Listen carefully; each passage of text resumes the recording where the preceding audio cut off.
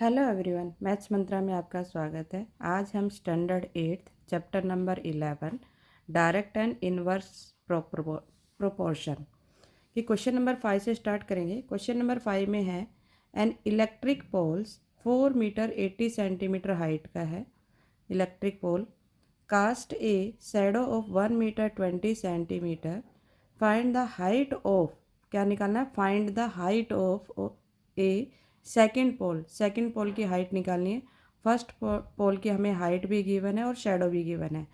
That cast a shadow of 3 metre 30 centimetre under similar condition. अब यहाँ पर क्या हुआ है कि हमें हाइट निकालनी है और क्या दिए, शेडो यहाँ पर इससे ये ज़्यादा हुई है, तो इसका मतलब इसकी हाइट भी ज़्यादा होगी। तो ये कैसा होगा, ये डायरेक्ट प्रोपोर्शन का क्वेश्चन है। कैसा केस है वो लिख देंगे। It is a case of direct proportion.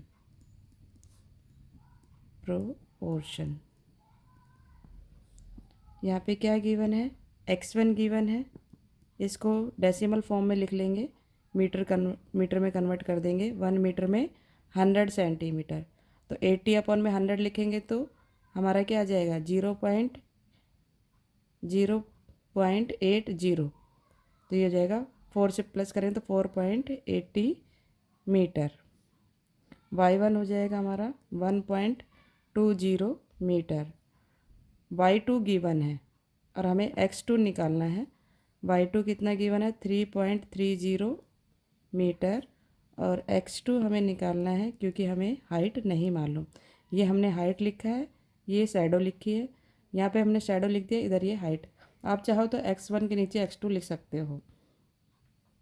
x1/y1 हमारा जो फार्मूला है, x2/y2 वैल्यू पुट कर देंगे। x1 की वैल्यू है 4.80 अपॉन में y1 की वैल्यू है 1.20 इक्वल x2 हमें नहीं मालूम एज इट इज़, y2 की वैल्यू है 3.30। क्रॉस मल्टीप्लाई करेंगे 4.80 को 3.30 से और 1.20 को x2 से, तो हम 1.20 को x2 से मल्टीप्लाई कर लेते हैं और इधर हो गया हमारे पास 4.80 इंटू 3.30। x2 की वैल्यू निकालनी है तो 4.80 इंटू 3.30 और ये आ जाएगा हमारा अपॉन में 1.20। डेसिमल हटाना है, डेसिमल हटा सकते हैं।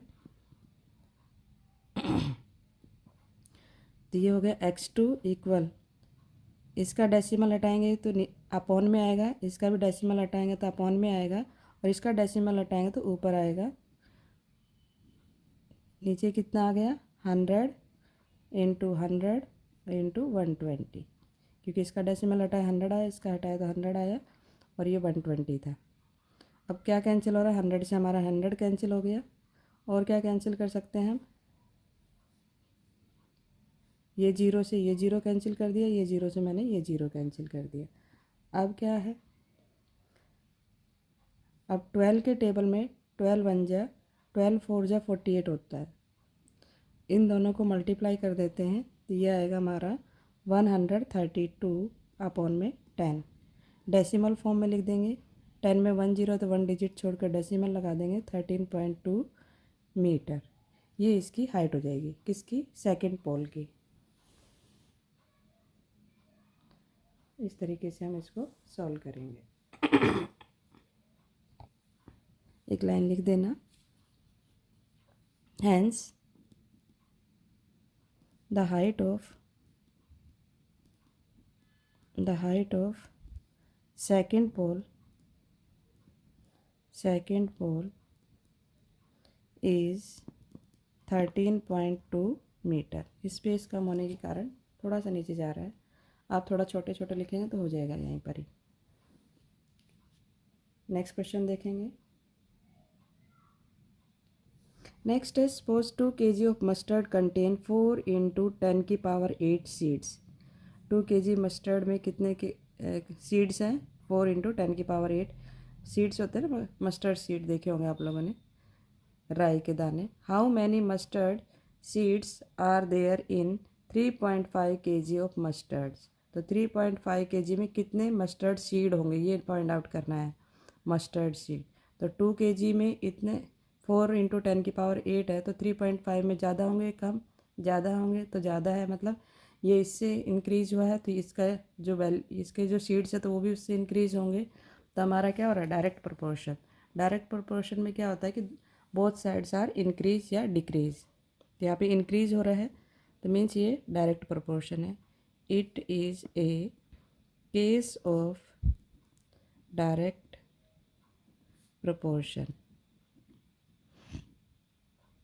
यहाँ पर x1 कितना है 2 kg, y1 है हमारे पास 4 × 10⁸ और x2 है हमारे पास 3.5 और y2 हमें फाइंड करना है। हमने एक ही लाइन में लिख लिया। ठीक, अब x1 अपॉन में y1 होता है, x2 अपॉन में y2 वैल्यू पुट करेंगे। x1 की है 2, y1 की है 4 × 10⁸, x2 की है 3.5, y2 हमें नहीं मालूम, as it is cross multiply 2 को y से मल्टीप्लाई कर दिया मैंने और 3.5 × 4 × 10⁸। अब इसको सॉल्व करेंगे। y2 3.5 है तो हम इसका डेसिमल रिमूव कर देते हैं, 35 लिख लेते हैं इसको, 4 × 10⁸ और ये जो 2 है यहाँ पर आ जाएगा और ये 10 हो जाएगा, डेसिमल रिमूव किया है। कैंसिल करेंगे, 2 1 जा 2 2 जा, मल्टीप्लाई कर दो, 35 जा 70, 35 2 जा 70, 35 2 जा 5 भूल गई सॉरी, 35 2 जा 70 इंटू 10⁸ जब ऊपर जाएगी तो माइनस में आएगी, तो माइनस में आएगी तो 8 में से 1 माइनस करेंगे कितना रह जाएगा 10⁻7। यह एक्स पर कौन सा मेथड लगेगा इसमें, एक्सपोनेंट पावर वाला मेथड है कि जब 10 की पावर यहाँ पे कुछ नहीं है तो 1 है, डिवाइड में है और ऊपर जाएगी तो क्या जाएगी माइनस में, तो 10⁻7 रह जाएगी। और क्या लिख सकते हैं हम इसको, y2 = 7 × 10 लिख सकते हैं 70 को और इंटू 10⁻7। तो ये हो गया 7 × 10 की पावर कितनी हो जाएगी, एक 1 पावर ये और 7 ये, मल्टीप्लाई में पावर ऐड होती है तो 7 और 1 कितना हो गया 8। तो ये आ गया 7 × 10⁸। यहाँ से हमने 70 को ब्रेक कर लिया, 7 × 10 लिख लिया, 70 हो गया और ये 10⁻7 है। तो मल्टीप्लाई के केस में क्या होती है, जब बेस सेम हो तो पावर ऐड हो जाती है, इसकी पावर 1 और इसकी 7, तो टोटल हो गई 8। तो यहाँ पे लिखेंगे हैंस, तो उसमें सीड कितने होंगे 3.5 kg में 3.5 kg of mustard contain 7 × 10⁸ seeds. इतने सीड्स होंगे उसके अंदर। ठीक है, नेक्स्ट है, अब देखिए यहाँ पर 2 क्वांटिटीज़। अब नेक्स्ट टॉपिक है हमारा इन्वर्स प्रोपोर्शन। इन्वर्स प्रोपोर्शन में क्या होता है कि यहाँ पर एक वैल्यू इंक्रीज होती है तो दूसरी डिक्रीज होती है। 2 quantity x and y are said to be inverse proportion if an increase in x, अगर x इंक्रीज हो रहा है cause a proportional decrease in y क्या हो जाएगा डिक्रीज हो जाएगा, and vice versa in such a manner that the product of their corresponding values remain constant, that is if xy = k then x and y are said to vary inversely। अब आपको ये समझ नहीं आएगा ये क्या कहना चाह रहा है। इस एक एग्जांपल से हम उसको समझते हैं कि अगर मान लो 3 मैसन है, 3 मिस्त्री है और एक दीवार कंप्लीट करनी है और वो 2 दिन में कर रहे हैं, 2 दिन में कंप्लीट कर रहे हैं, वहीं हम वहाँ पर 6 मैसन कर दे, 6 मजदूर कर दे, तो दीवार ज़्यादा दिन में बनेगी कम दिन में बनेगी। जब हमने 3 का डबल किया 6 और वहाँ पे 2 दिन में कंप्लीट हो रही तब वो कितने दिन में हो जाएगी 1 दिन में। तो यहाँ पर क्या हुआ कि इस तरफ इंक्रीज हो रहा है तो इधर डिक्रीज हो रहा था, यहाँ 3 था तो यहाँ 2 हो रहा था, यहाँ 6 किया तो भी हम यहाँ पर 1 आ गया। तो दोनों साथ नहीं चल रहे हैं, एक्स एंड वाई ना तो इंक्रीज दोनों हो रहे हैं ना ही डिक्रीज हो रहा है, यहाँ पर क्या हो रहा है, अपोजिट हो रहा है, एक इंक्रीज हो रहा था एक डिक्रीज हो रहा था, तो इस केस को हम बोलते हैं इन्वर्स प्रोपोर्शन। क्या बोलते हैं, इन्वर्स प्रोपोर्शन। होपफुली समझ में आया होगा। नेक्स्ट देखेंगे। अब यहाँ पे देखिए, if y1 y2 are the value of y corresponding to the values x1 x2 of x respectively, y1 y2 किसके, y के corresponding होगी, x1 x2 किसके corresponding होगी, x के respectively, then तो यहाँ पर जो हमारा बनता है वो x1 अपॉन में x2, हमने जब डायरेक्ट प्रोपोर्शन में पढ़ा था तो वहाँ पे पढ़ा था x1 अपॉन में y1, x2 अपॉन में y2, यहाँ पर क्या लिखेंगे, x1 अपॉन में x2, y1 अपॉन में y2। ये किस केस में, इन्वर्स प्रोपोर्शन के केस में।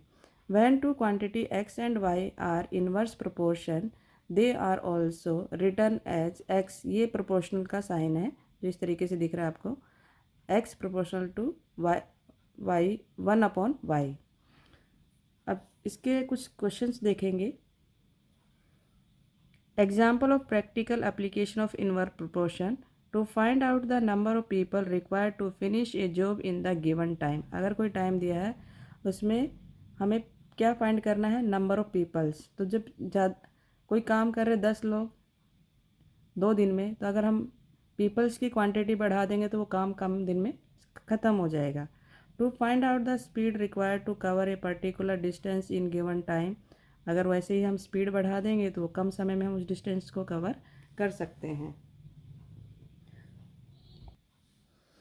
नेक्स्ट है डिफाइन इन्वर्स प्रोपोर्शन। आपको इन्वर्स प्रोपोर्शन की क्या देनी है, डेफिनेशन देनी है। Two quantities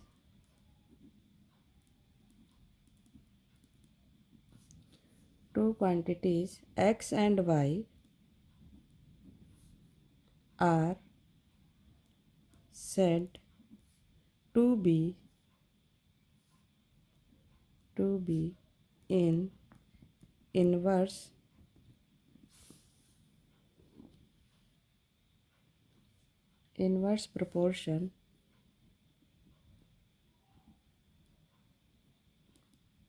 proportion if an increase in x causes a proportional proportional decrease in y। तो x इंक्रीज हो रहा है तो y क्या हो जाएगा, इसमें डिक्रीज हो जाएगा। And vice versa, in such a manner that the product of their corresponding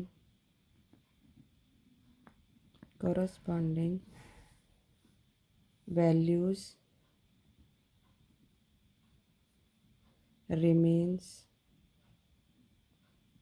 constant। ये इसकी डेफिनेशन हो गई है। नेक्स्ट है इसमें, observe the following table and find if x and y indirectly proportion. अब इस केस में हम इनडायरेक्टली प्रोपोर्शन देखते हैं, इन्वर्स प्रोपोर्शन देखते हैं। यहाँ पे देखिए 10/30 लिखा है, 14/42 लिखा, 15/45 लिखा, 18/54 लिखा, 22/66 लिखा। तो ये अगर सबकी कैंसिल करने पर सबकी वैल्यू सेम आई है तो product of all the values of x and y are equal, x and y are indirectly proportional. यहाँ पे इनडायरेक्टली दिया हुआ था, आप सोचेंगे कैसे पता चलेगा, तो ये तो हमारा दिया हुआ है, बस हमें सिर्फ एक टेबल को ऑब्जर्व करना था कि अगर ये वैल्यू है एक्स की 10 है तो वाई की 30 है, जब एक्स की कितनी हुई 14 हुई तो वाई की कितनी होगी 42। तो इस तरीके से हम इसको देखेंगे। नेक्स्ट इसमें जो क्वेश्चन है उसको सॉल्व कर लेते हैं। चलो 12/72, तो 12 के टेबल में 6 नंबर पर 72, 12 6 या 72, 1/6। 14/84, 14 के टेबल में 6 नंबर पर 84 तो 1/6।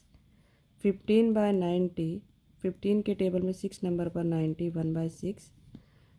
16/96, 16 के टेबल में भी 6 नंबर पर 96, 28/84, यही क्वेश्चन हमारा डायरेक्ट वाले में भी था।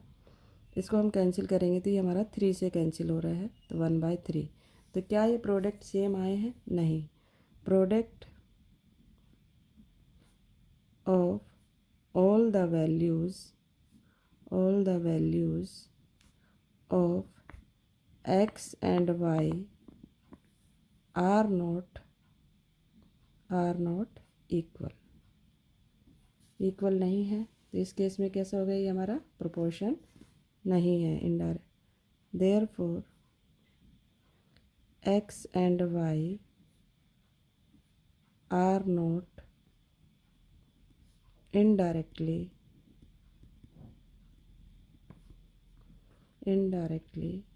proportional,